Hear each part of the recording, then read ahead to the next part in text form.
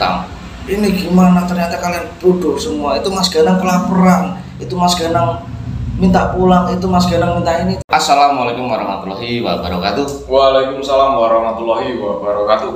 Baik, di sini akan kita sajikan kembali atau suguhkan sebuah video kupas tuntas apa yang telah terjadi pada pengeksploran di beberapa malam yang lalu atau beberapa hari yang lalu. Kenapa ini saya sajikan kembali setelah sekian lama tidak saya buatkan konten seperti ini? Karena kemarin saya ketemu salah satu sedulur gasih juga, itu beliau mengatakan atau mengungkapkan isi hatinya itu secara langsung waktu ketemu di rumah herbal itu, Mas J, itu konten kupas tuntas kok nggak dikasih lagi, apa nggak dibikin lagi gitu. Padahal saya sama suami saya itu seneng melihatnya, soalnya kalau melihat waktu pas explore kadang itu kita kelewat jadi nggak ngerti untuk cerita fullnya itu bagaimana. Kadang ujuk-ujuk tiba-tiba udah di sini gitu, kadang tiba-tiba kok terjadi seperti ini, tiba-tiba kok Mas Gasih nggak ada gitu loh. Nah, di sini kupas tuntas ini membahas apa yang terjadi secara full, secara aktual, secara jelas dan gamblang. Nah, ini saya seruput kopi dulu, monggo dinikmati serta ditemani minuman dan cemilan kesukaan sedulur semua. Dan di samping saya ada berbagai macam obat herbal, tentunya di sini tersedia di rumah herbal Gasih Tim yang bisa diorder, yang tidak bisa menyambangi secara langsung bisa diorder lewat nomornya Mbak Wahyu atau nomor Mbak Admin yang sudah disediakan atau sudah diinfokan semenjak dahulu. Baik, di sini saya akan membahas detik-detik kita bertemu dengan Bunda Marta Gira. Nah, mungkin nanti akan saya sediakan berbagai gambar untuk Anda melihat flashbacknya. Di sini saya dan tim itu bertemu dengan Bunda Marta Gira itu seperti ada dua sosok pocong yang sedang menyembah ya, kayak sujud gitu, menghadap ke Bunda Marta Kiranya. Nah, sebeberapa sekian detik atau menit kita mengintai, kita semua merasa sesak nafas kita tidak bisa bernapas.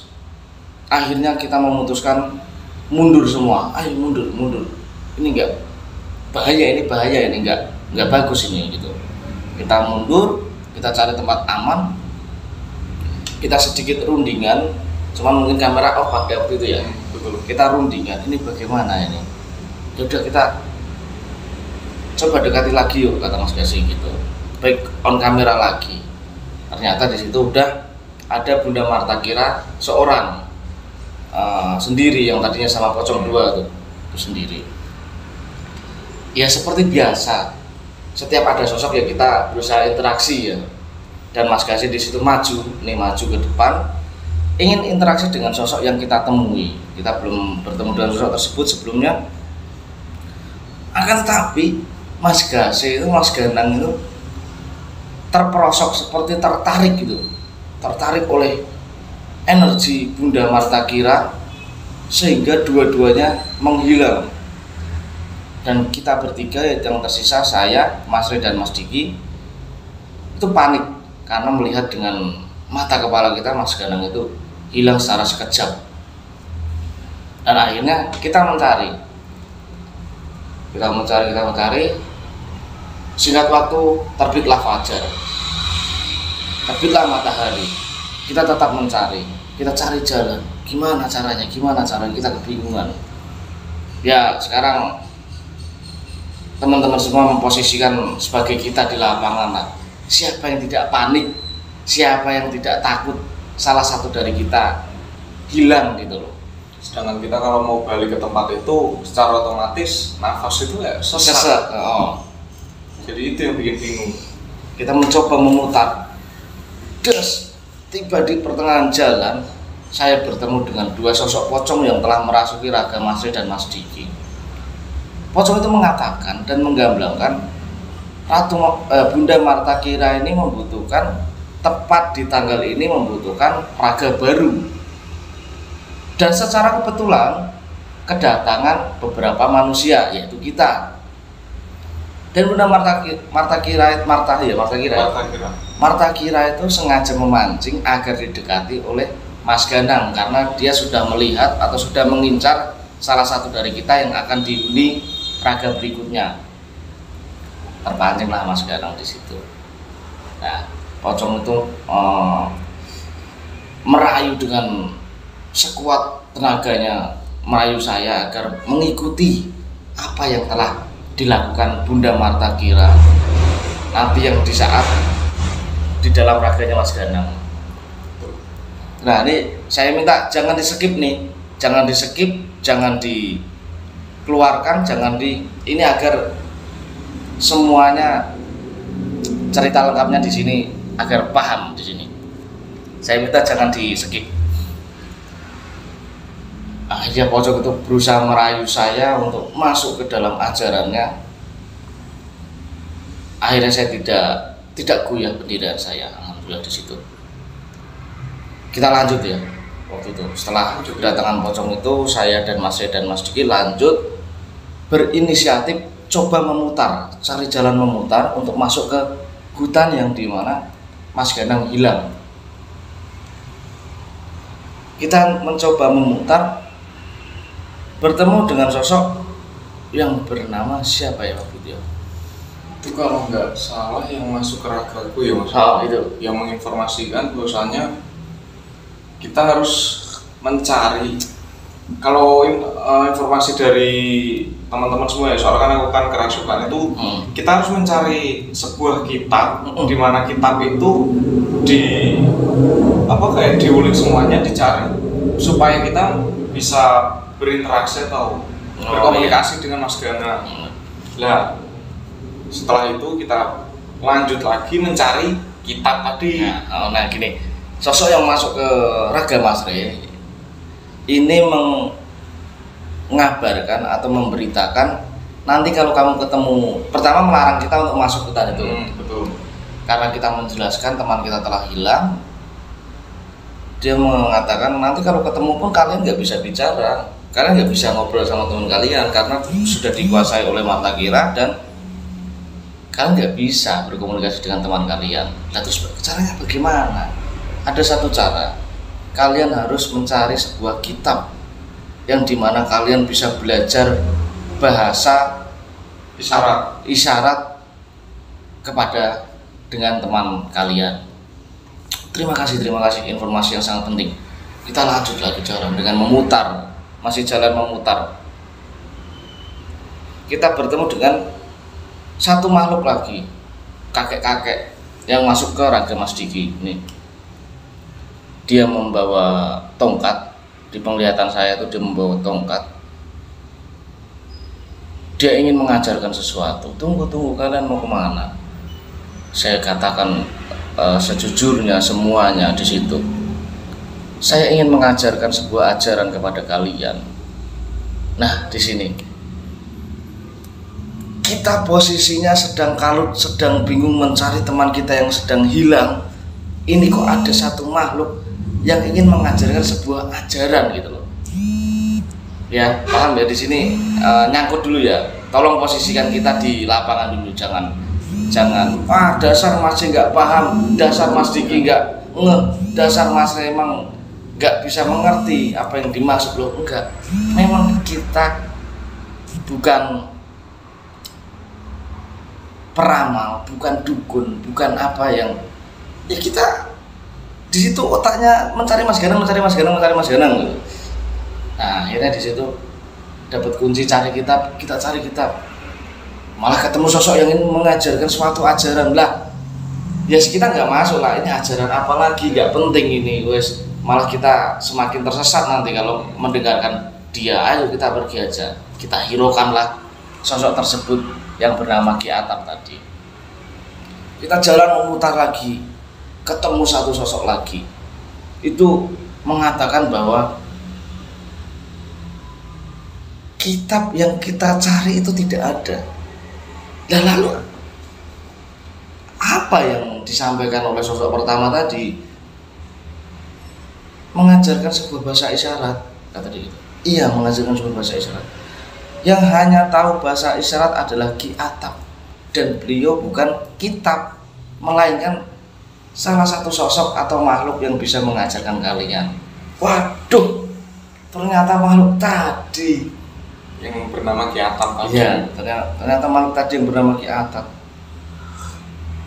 Ya sudah, terima kasih. Kita balik lagi ke tempat yang tadi, yang dimana ada Ki Atap. Ki Atap di situ sudah ngomel-ngomel, sudah ngambek, sudah tidak mau mengajarkan. Akhirnya saya sebisa saya itu merayu agar Ki Atap mengajarkan sebuah bahasa isyarat dengan susah payah, yang dimana saya diberi syarat untuk mencium bokong, saya aduh ya. Nah itu akhirnya waktu berlalu, hati Ki Atap mulai luluh. Beliau mulai mau mengajarkan bahasa isyarat kepada kita dengan iming-iming sebuah pecel. Akhirnya beliau mengajarkan kepada kita dengan, kalau seperti ini harus diam, terus begini larangan, terus Perintah. nunjuk adalah perintah, terus begini sembah saya, sujud di hadapan saya. Oke, kita belajar sedikit bahasa isyarat di sana. Baik, kita cari Mas Ganang. Sudah, kita cari Mas Ganang, ketemulah dengan satu makhluk martakira. Itu kita mengiranya itu Mas Ganang yang sudah berubah wujud. Akhirnya kita dekati, coba kita ajak komunikasi dengan bahasa isyarat yang sudah kita dapatkan atau yang sudah diajarkan oleh Ki Atap. Tapi ternyata semakin sesak lagi. Hal yang tadi malam kita alami, itu kita alami lagi di pagi hari itu lagi. Sesak, malah kita terpental. Ternyata kita mundur, dilarang sama dia, jangan mundur, kita tetap mundur karena kita memang sesak di situ, nggak bisa napas. Akhirnya dia marah, menghembuskan sebuah kekuatan dan kita sampai terpental, terjatuh. Kita cari lagi, akhirnya bertemulah dengan Mas Ganang. Kita menuju Ki Atap lagi. Ki Atap mengatakan, nggak mungkin, kalau kamu udah ketemu temenmu nggak mungkin kamu merasa sesak gitu. Lah memang itu yang kita alami Ki Atap gitu. Coba cari lagi di sana. Cari lagi. Bertemulah Mas Ganang dengan wujud Mas Ganang asli. Akan tetapi di situ, nah ini di sini timbullah sebuah yang namanya kita sebagai pedagang ya. Sebagai pedagang atau penyuguh itu, hidangan yang kita hidangkan itu kena protes, itu sudah hal wajar. Karena lidah orang, pemikiran orang itu tidak bisa sama. Kita ketemu dengan Mas Ganang, ya kita bicara dengan bahasa isyarat. Mas Ganang tidak bisa bicara di situ. Mas Ganang mengisyaratkan gini, ya otomatis kita langsung sujud bersama-sama. Iya, langsung sujud. Terus Mas Ganang mengisyaratkan perut, wah itu nunjuk diri dia lagi. Ya kita sujud lagi gitu. Oh dia gini-gini, jangan melarang. Ya udah, kita berdiri lagi, tidak sujud. Pokoknya di situ kita menganggap Mas Ganang, kita bicaranya lewat bahasa isyarat yang sudah yang diajarkan oleh Ki Atap gitu. Di situ berbagai komentar timbul, datang. Ini gimana, ternyata kalian bodoh semua. Itu Mas Ganang kelaparan, itu Mas Ganang minta pulang, itu Mas Ganang minta ini, itu Mas Ganang. Nih, di sini kuncinya. Kita kalau mau menganggap hal seperti itu, Mas Ganang ngelus-ngelus, ayo Mas kita pulang. Lah iya nih, misalnya itu Mas Ganang yang seperti kalian pikirkan di rumah sekarang, sambil tiduran, sambil nonton, dengan hati tenang, dengan istirahat yang nyantai. Lah kita di lapangan, coba pikirkan jika itu terbalik. Kenapa jika terbalik? Kita menganggap itu Mas Ganang beneran dan kita mendekati biasa saja, dan Mas Ganang mengisyaratkan sebuah mengelus perut yang kita anggap kelaparan, tapi ternyata itu dikendalikan oleh Marta Kira. Mau kita ajak pulang malah kita dihantam. Ya, ternyata itu adalah isyarat untuk disuruh menyembah dia, sujud kepada dia. Apa enggak kita juga yang kena imbasnya gitu loh. Di situ kita mencari aman, teman-teman. Bukan kok wah ternyata bodoh juga ya. Ya memang kita bodoh, tapi ya kita sudah berusaha semaksimal mungkin. Toh juga di lapangan itu tidak seperti rebahan di atas kasur, teman-teman ya. Kita udah capek, ngantuk, kelaparan juga. Jadi di kondisi pada waktu itu kita benar-benar bingung dan menjaga satu sama lain, dimana kita harus menjaga diri kita masing-masing dan kita juga harus menjaga kondisinya Mas Ganang. Iya. Jadi saling mengerti gitu. Iya. Nah, akhirnya di sini saya menuruti apa yang Mas Ganang gerakan dengan sesuai bahasa isyarat yang sudah diajarkan oleh Ki Atap. Ternyata di situ salah. Saya kira kita tuh disuruh cepat-cepat cari makanan untuk saya gitu. Akhirnya kita otomatis kabur. Nah di situ kita kena lagi. Gimana sih udah ketemu Mas Ganang malah lari meninggalkan Mas Ganang gini. Pokoknya Mas Ganang paling bener, kalian salah semua. Udah ketemu Mas Ganang malah ditinggal lari. Sekali lagi ya, sedulurku semua. Di situ kita bukan meninggalkan, kita hanya takut.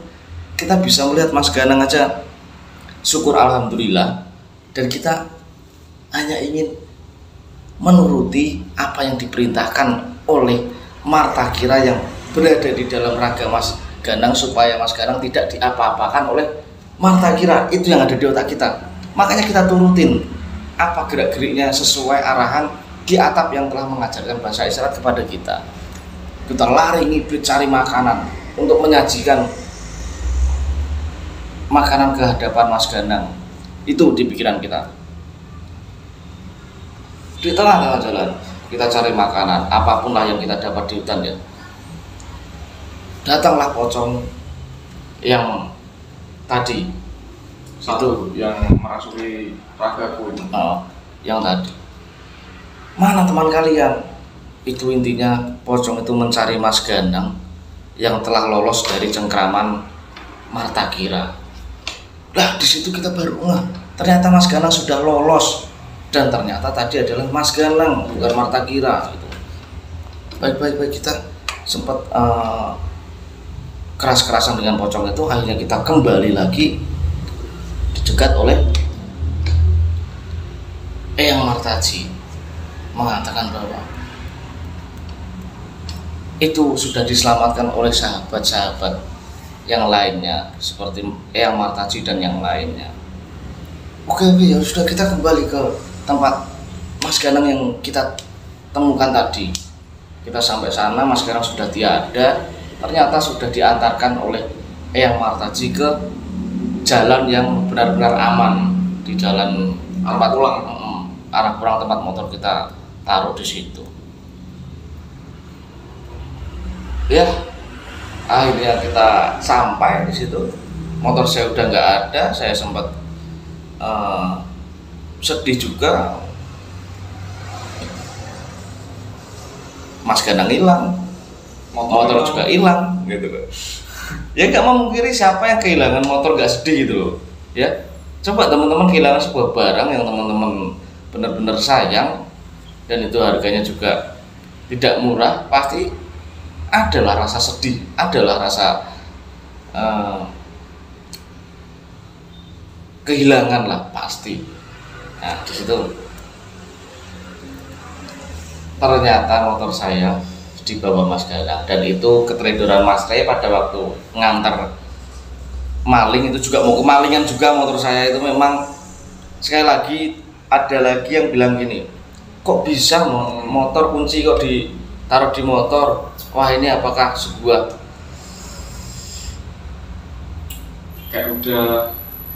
aturan yang diatur di belakang kamera gitu. Gini ya teman-teman ya, kita di Sragen itu memang sudah terbiasa naruh kunci motor, letak di motornya itu gitu. Jadi memang di sana memang aman-aman saja. Nah, karena sebuah kebiasaan yang sudah kita lakukan sejak dahulu, terbawalah sampai ke sini dan kadang-kadang ya lupa, namanya manusia biasa, lupa wajar ya. Dan ketambahan lagi pikiran kita tuh udah kayak semrawut gitu loh. Iya. Mas Ganang hilang, kita harus nyari Mas Ganang. Jadi kayak motor tuh kayak ya udah nggak sempet lah. Udah nggak mikir kesana, ayo buru-buru cari Mas Ganang gitu loh. Jadi waktu itu aku nyampe sama sedikit brek, ya wes kita langsung buru-buru nyari Mas Ganang gitu. Ya sekali lagi ya itu kita manusia biasa, kita nggak luput dari sebuah kesalahan dan lupa karena memang kita teledor juga. Dan ini adalah cambukan untuk kita untuk lebih hati-hati lagi terhadap hal menaruh barang atau menaruh motor yang lebih spesifik tadi. Dan ya nama di lapangan tuh ya Allah, kita capek, kita ngantuk, dan saya juga tidak menyalahkan, ya sedikit menyalahkan ada, cuman tidak, karena saya juga menyadari bahwa saya sendiri pun juga akan melakukan hal seperti itu jika dalam keadaan waktu yang panik seperti itu gitu loh. Ternyata Mas Ganang membawa motor saya untuk membeli minum di warung terdekat di bagian desa sana. Oh itu hati udah lega, semua udah kembali. Mas Ganang, motor saya kembali secara bersama. Ya saya nggak mau mungkiri, saya meluk motor saya, ya saya meluk motor saya, ya saya nggak munafik lah. Siapa sih yang nggak senang barangnya yang sudah dikira hilang ternyata sudah kembali gitu. Ya Mas Ganang yang jelas sudah kembali dan saya juga merasa senang. Baru saya menanya-nanyai Mas Ganang dan di situ akhirnya suasana campur aduk, di mana senang, sedih, lucu itu campur di situ. Senangnya Mas Ganang motor saya ketemu secara bersama, kembali secara bersama. Sedihnya Mas Ganang tidak bisa bicara, dan senangnya juga Mas Ganang bisa lolos dari genggaman Marta Kira tadi. Sedihnya Mas Ganang tidak bisa bicara, kita juga kebingungan bagaimana ini caranya. Yang pasti nanti adalah jalannya, kita percayakan kepada Allah Subhanahu wa Ta'ala. Lucunya Mas Ganang itu tidak bisa bicara, tidak bisa bersuara, tapi memperagakan peragaan yang lucu gitu loh. Peragaannya tuh sebenarnya yang dimaksud tuh kayak bener, cuma yang kita pikiran tuh, yang di pikiran kita tuh ini dia meragakan apa sih? Meragakan gitu. Ini mau udah nggak tahan mau melakukan hal itu dengan Mbak Wahyu atau gimana kita? Kayak saya tanya, udah nggak tahan Mas Ganang, ayo pulang sama Mbak Wahyu nanti di rumah, kataku gitu.